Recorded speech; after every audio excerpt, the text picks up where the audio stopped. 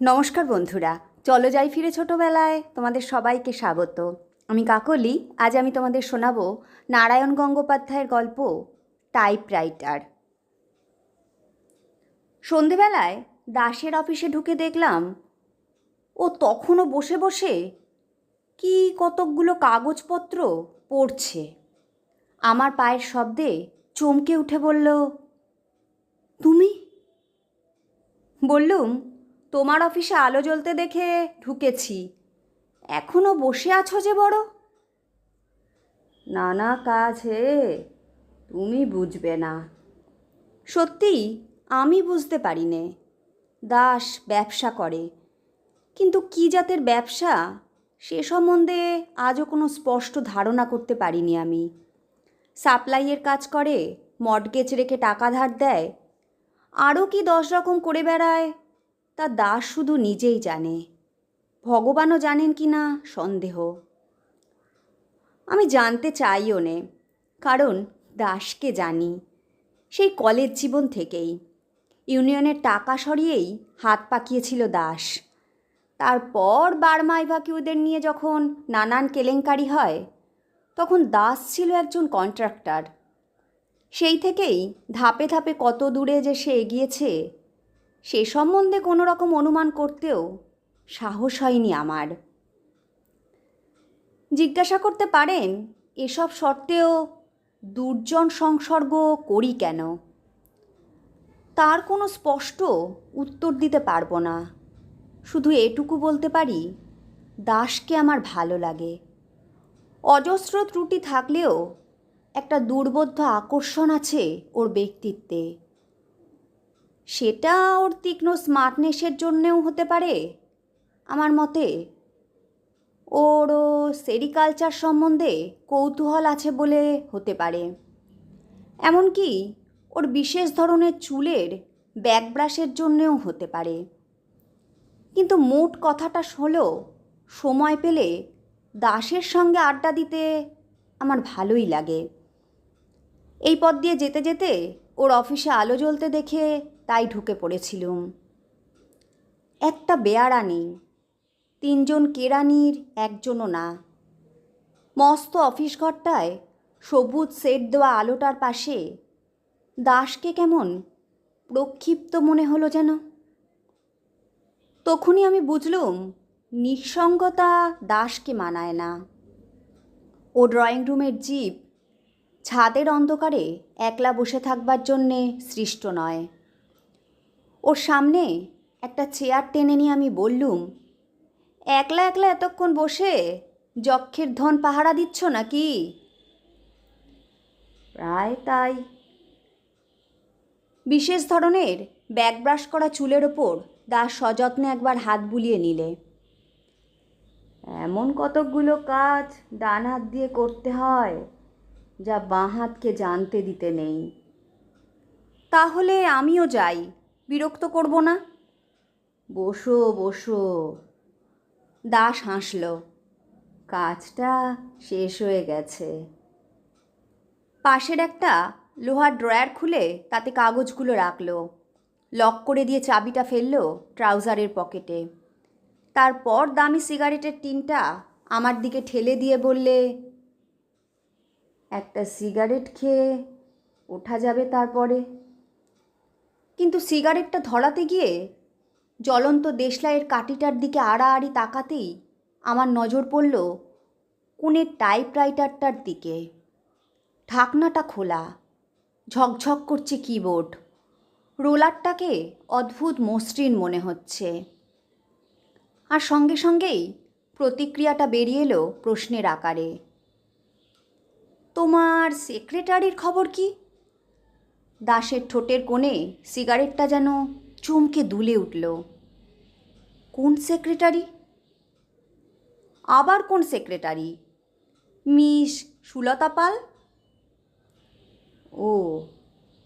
ছাই জমে ওঠার আগেই অ্যাস্ট্রেতে সিগারেটটা ঝাড়ল দাস।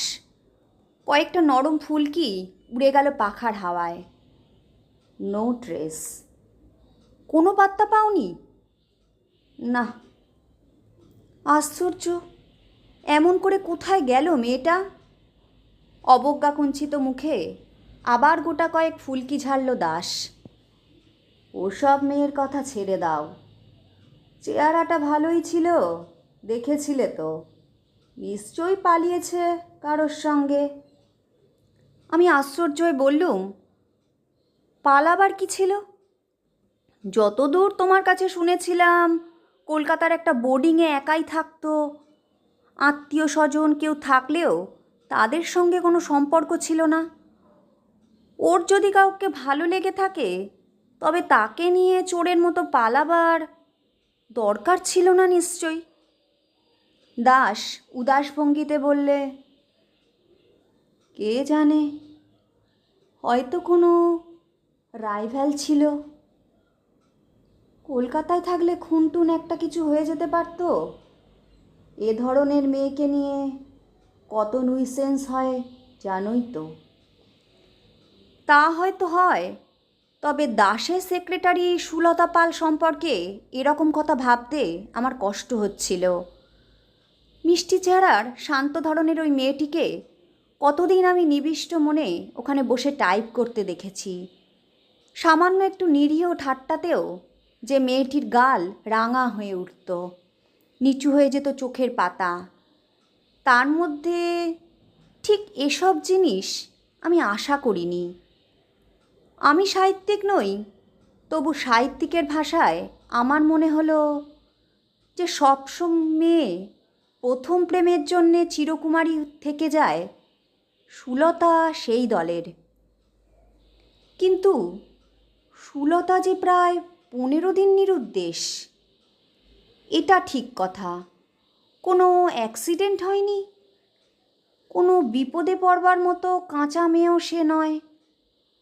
অতএব সে পালিয়েছে এটা ধরে নেওয়া যেতে পারে। দাস বললে, সেক্রেটারির ভাবনা নেই, আজও 3 জন ইন্টারভিউ দিয়ে গেছে। তবে মেয়েটা বড় ভালো কাজ করত। তা করত। দাস চুপ করে রইল। একটু আগে যে সিগারেটটায় বারবার টোকা দিচ্ছিল, অনেকটা ছাই জমতেও এবারে সে সেটাকে ঝাড়ল না। আমিও চুপ করে বসে বসে ছাইটা কখন ভেঙে পড়ে সেইটে দেখবার জন্যে অপেক্ষা করতে লাগলুম। আর ভাবতে লাগলুম, সুলতা এতখানি সাহস পেল কি করে? সুতরাং একটু পরেই দাস যখন বলতে যাচ্ছিল, এইবার ওঠা যাক, অন্তত ওর মুখ থেকে এই কথাটাই বেরিয়ে আসবে বলে আমার মনে হচ্ছিল, ঠিক তখনই ঝমঝম করে বৃষ্টি নেমে বসল বাইরে।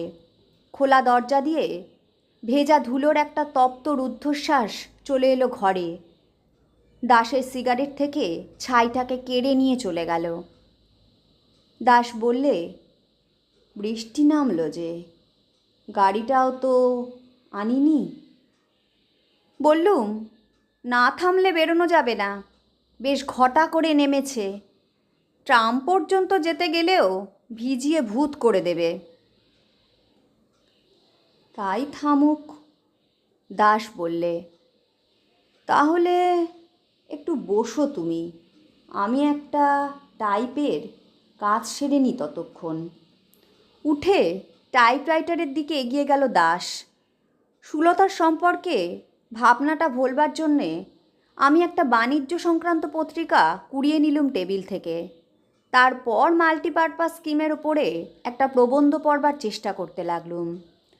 আলগা মনোযোগের ভেতরে কানে আসতে লাগলো বাইরের বৃষ্টির আওয়াজ, টাইপরাইটারের রোলারের কাগজ চড়ানোর খসখসানি, তারপরে খটাখট একটা গোটা কয়েক টাইপিংয়ের শব্দ। পরক্ষণেই দাস হেসে উঠল। হাসি কেন? ব্যাপার কি?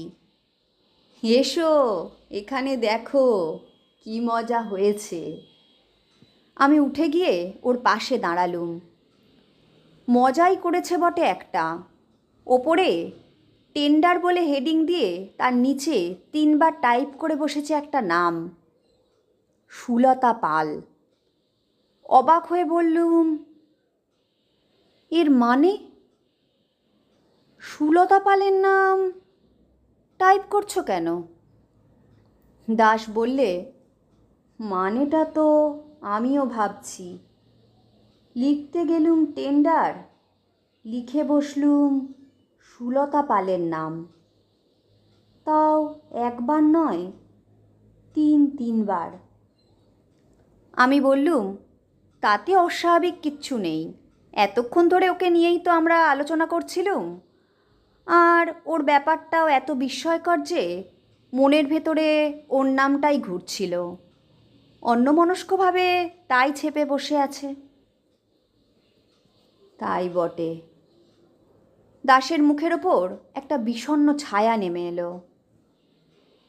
আজ 1 বছর ধরে এইখানে বসে টাইপ করছে সুলতা। একেবারে ঘড়ির কাঁটার মতো। একটা দিন কামাই করেনি, 1 মিনিট লেট করেনি, 5 মিনিট আগে ছুটি নিয়ে চলে যায়নি কোনো দিন। এর প্রত্যেকটা চাবিতে সুলতার আঙুল জড়িয়ে রয়েছে। আবার আমরা দুজনে গম্ভীর হয়ে রইলুম। সুলতার শান্ত মিষ্টি মুখখানা আমি ভুলতে পারছি না। দাসের চোখ দুটো কেমন উদাস আর গভীর হয়ে গেছে। আমার জিজ্ঞেস করতে ইচ্ছে হলো, তুমি কি ওকে ভালোবাসতে? বাইরে বৃষ্টি পড়তে লাগলো। ধুলোর তপ্ত শ্বাস নেই, দরজা দিয়ে ঠান্ডা ভিজে বাতাস আসছে। দাস দরজাটা বন্ধ করার কথা বললে না। আমিও উৎসাহ পেলুম না। শুধু বৃষ্টির শব্দ, আমাদের চুপ করে থাকা, আর ঘরের ভেতর কোথা থেকে উড়ে আসা একটা চামচিকের চঞ্চল ছায়া।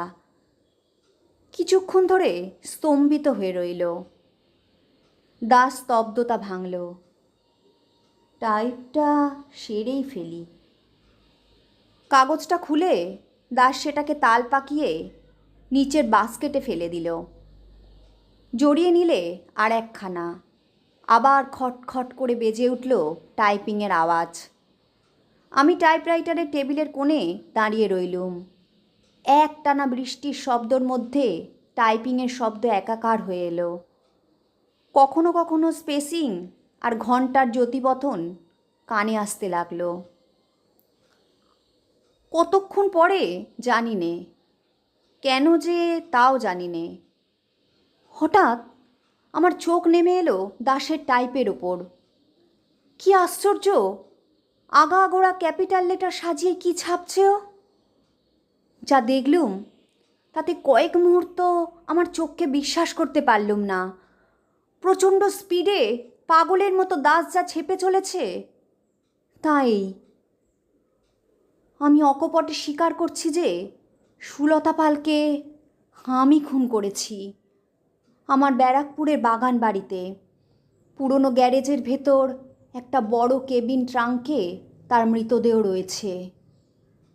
আমি তার উপরে বলপ্রয়োগে ব্যর্থ হয়ে। কিন্তু আর তো আমি চোখে অবিশ্বাস করতে পারি নে। যা দেখেছি এ তো স্বপ্ন নয়। আমি আর্তনাদ করে উঠলুম, দাস, এ কি ছাপছ তুমি? এ কি ছাপছ? টুলের ওপরে দাস থরথর করে কেঁপে উঠল। একটা মৃত প্রাণী যেন নড়ে উঠেছে ইলেকট্রিকের কারেন্টের ছোঁয়ায়। যেন এতক্ষণ সে ঘুমিয়ে টাইপ করে যাচ্ছিল, হঠাৎ জেগে উঠেছে। আমি আবার বললুম, দাস, দাস, কি টাইপ করে যাচ্ছ তুমি? নিজের টাইপিংয়ের ওপর চোখ বুলোতে দাসের 10 সেকেন্ডও লাগলো না।